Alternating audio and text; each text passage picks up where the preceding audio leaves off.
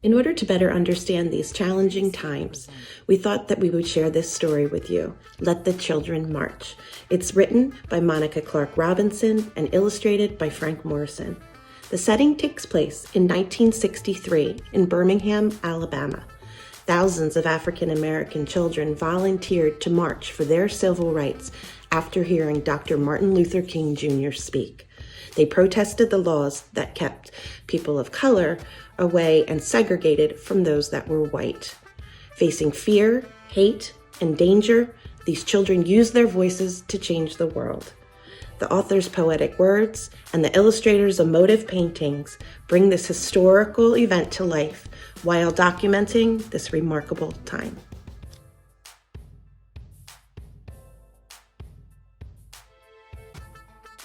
With Dr. Martin Luther King Jr. Day approaching, we felt it very important to observe this holiday and what it means. Martin Luther King was a very important person in history. He was most well known for being an advocate for equal rights for all people.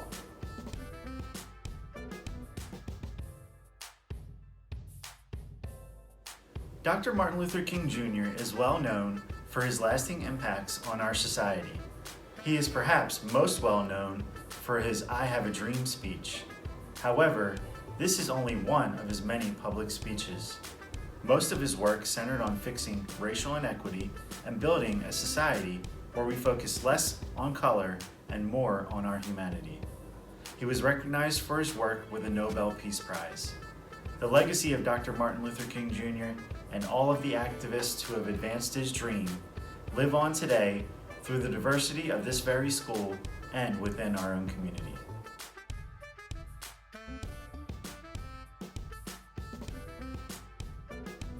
There are plenty of ways that you can make a difference too.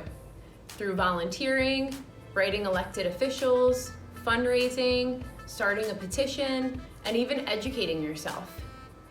When asked what she thought the message of the Children's Crusade was for today's youth, Janice Kelsey, who was one of the young marchers, had this to say: "I want young people to know that each one has the ability to make a difference in their environment. You just have to have enough courage to evaluate the situation and stand up for what is right." As you watch this video, think about the lessons learned from this story and how it relates to issues in our current society. What lesson did these children teach us?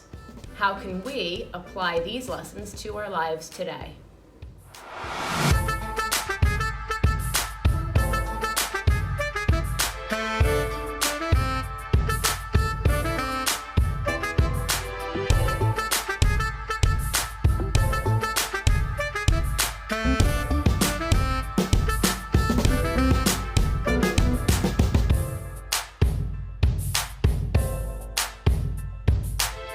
Dreamscape presents Let the Children March.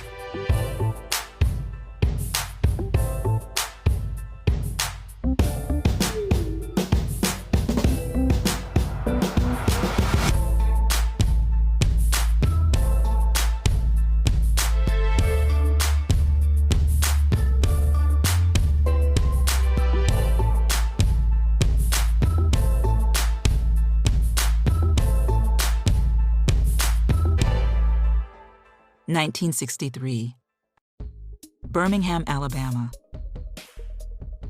I couldn't play on the same playground as the white kids. I couldn't go to their schools. I couldn't drink from their water fountains. There were so many things I couldn't do. One warm spring night, my family went to church. We weren't there to have regular services. We were there to hear Dr. King speak. We were there to plan. He wanted to raise an army of peaceful protesters to fight for freedom. His brown eyes flashing like fire and love, Dr. King told us the time had come to march. "If I march," Mama said, "I'll lose my job, sure enough." "I can't march," Daddy said. I've got a family to feed. The weight of the world rested on our parents' shoulders. But this burden, this time, did not have to be theirs to bear. I don't have a boss to fear, my brother said, or a job to lose. We can march this time. We'll be Dr. King's army, I said. I'll be fine, Daddy, I promised. Don't worry, Mama. Dr. King didn't like children being put in harm's way. He was a daddy too, after all. But he said that though we were young, we were not too young to want our freedom. Let the children march. They will lead the way. On May 2nd, a sunny Thursday, boys and girls, brothers and sisters, cousins and friends, we all met at the church, dressed in our best, feet ready. In a silence so loud that all I could hear was my racing heart, we began to walk. Hand in hand, we marched, so frightened, yet certain of what was right for freedom. The path may be long and troubled, but I'm gonna walk on. Would I be hurt? Would we be heard? Would it all be worth it in the end? I wanted to run from the angry faces in the crowd, run from danger, run from fear. Boys and girls, brothers and sisters, cousins and friends, on and on we marched. We marched. We marched. Singing the songs of freedom. 1,000 strong we came. Hate dogged my heels all that day, its yellowed canine teeth sharp. But courage walked by my side and kept me going. Disperse or you'll be jailed, the police shouted the first day. Disperse or you'll get wet, the police shouted the second day. Disperse or we'll release the dogs, the police shouted the third day. We did not disperse. We kept on marching. We wouldn't stop until things started to change. Hundreds of us went to jail on the first day, and even more on the second. My turn wasn't until the third day. After I was sprayed by water stronger than anything I've ever felt, rough hands pushed me forward, and I fell to my knees in the police wagon. I was going to jail. Dr. King reassured our parents. Don't worry about your children, he said. They're going to be all right. Don't hold them back if they want to go to jail. For they are doing a job for not only themselves, but for all of America and for all of mankind. That night, crowded into a cell too small for even half of the kids, we sang, "We shall overcome. Ain't gonna let nobody turn me round. And freedom is coming." Our parents couldn't be there with us, but still we sang. Wrapped in the proud and loving arms of our ancestors. I was still in jail, but we heard that the next day and the next, more kids marched. The water hoses they used to sting us could not stop our fierce tide. The path may be long and troubled, but I'm gonna walk on. Turn the other cheek, we had been taught. Show love where there is hate. The world watched as hate bruised us. But for 7 days, we walked only in love. The jails swelled to bursting, and even President Kennedy took notice. Daddy said the president received letters and calls about us from all over the world. Our march would become a memory, a small part of a larger story. But we had been heard, and the seeds of revolution were sown. 2 days and nights I stayed in the jail. Some stayed even longer. When I left, I was tired and sore, and my best dress was ripped. But my smile was as wide as the Mississippi River. I had made a difference. "I'm so proud of you, baby girl," Mama said. "Your march was what made them see." With nothing more than our feet, voices, and courage, we had done what others could not.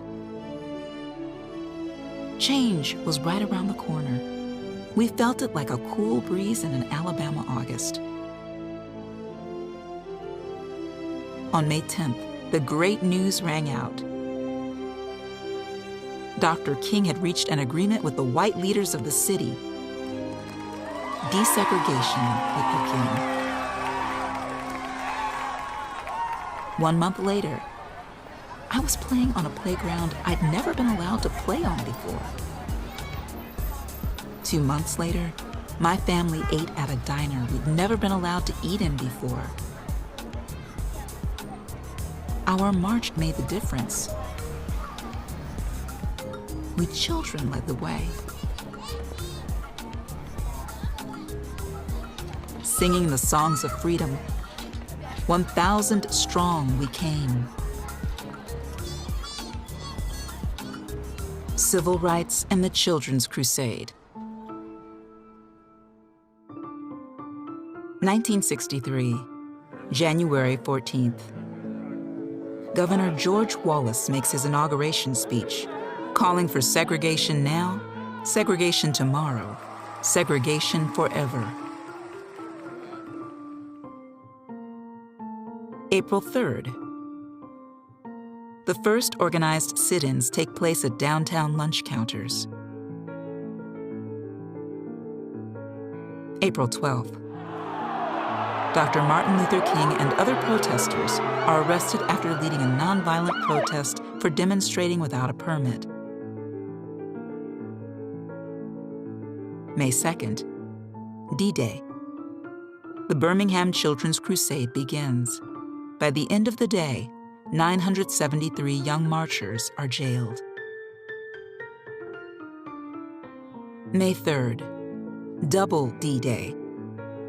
More protesters are arrested, most of whom are under 18. Commissioner Bull Connor authorizes the use of high-pressure water hoses and police dogs to control the crowds. Close to 1,000 are arrested. May 4th to 9th. Protests escalate as more adults join the marches. The jails are at maximum capacity, with thousands of young people imprisoned. May 10th. Dr. King and other protest organizers reach an agreement with city leaders that begins the process of desegregation. The Ku Klux Klan holds a rally, and the home of A.D. King, Dr. King's brother, is bombed. May 19th. The school board expels many of the student demonstrators, but a federal judge overturns the expulsions just 3 days later. June 11th. President Kennedy goes on television to speak about civil rights, urging Congress to pass legislation. July 23rd. Birmingham officially withdraws the segregation ordinances. August 28th. Over 250,000 people descend on Washington, D.C. during the March on Washington, where Dr. Martin Luther King Jr. gives his famous "I Have a Dream" speech. September 15th. The 16th Street Baptist Church in Birmingham is bombed by Klansmen and segregationists, killing 4 girls and injuring 20 other people. November 22nd. President Kennedy is assassinated in Dallas, Texas. 1964. July 2nd.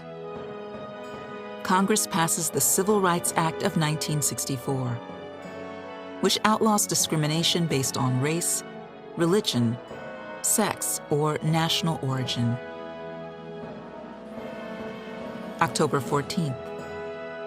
Martin Luther King Jr. is awarded the Nobel Peace Prize. 1965. August 6th. The Voting Rights Act ended practices that had barred African Americans from their right to vote. Afterward. The children and teens of Birmingham in 1963 changed the world in ways they could never have imagined. Dr. King later wrote, "Looking back, it is clear that the introduction of Birmingham's children into the campaign was one of the wisest moves we made. It brought a new impact to the crusade and the impetus that we needed to win the struggle." President Kennedy went on television the evening of June 11th, just 1 month after the Children's Crusade, to call for civil rights legislation. He said, "Every American ought to have the right to be treated as he would wish to be treated, as one would wish his children to be treated." The following year, Congress passed the Civil Rights Act of 1964, and Dr. King won the Nobel Peace Prize. The children truly had made a difference. There are plenty of ways that you can make a difference too.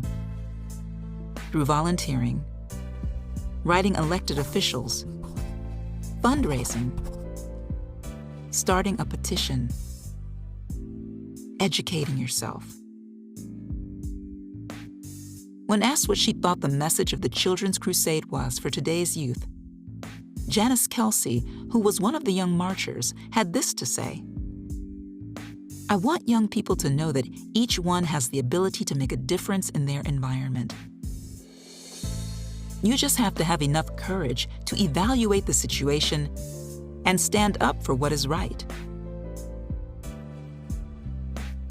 Artist's statement. Time paused when I finished reading this manuscript. In that still moment, I looked around my studio, slowly observing sketch pads, oil paint, canvas, brushes, and bookshelves full of reference and children's books. I was reminded of what I have achieved over years of working 11-hour days. As I walked to my easel to begin sketching thumbnails for this story, I remembered myself as a teenager. Many Februaries ago, I watched the Civil Rights Movement documentary, Eyes on the Prize, with my parents. I cringed in my chair the first time I saw children being sprayed by hoses. As the years went by, I found myself rewatching the series. Now I watch it with my own children. Each time, I look forward to Martin Luther King Jr.'s profound speeches. They send chills up my spine. After I heard Martin preach, if a man is called to be a street sweeper, he should sweep streets even as a Michelangelo painted. I don't think I drew or approached art the same way again. It changed me. I hope my efforts honor the past, the Birmingham Children's Crusade of 1963, and will inspire, influence, and intrigue the future. the next generation. I hope to encourage them to become the very best they can be, not just in February, Black History Month, but every day. Author acknowledgements. I would like to thank my family first and always. You guys are just the best. I could never have finished this book and done all the hard things like staying positive and finding an agent without the amazing ladies of my critique group. Thank you. To Crescent Dragon Wagon, who helped me write through the fear. To my spectacular agent, Natalie Lacasille. Cheers to all our future books together. And to a girl's best friend, her editor. Thanks, Christine, for being the nicest, smartest first editor an author could have. For the children and teens of Birmingham, Alabama, 1963. Monica Clark Robinson. To my children, who continue to honor our past and our ancestors with their tenacity, ambition, audacity, intelligence, charm, and artistry, while becoming the best they can be, and then some. Frank Morrison.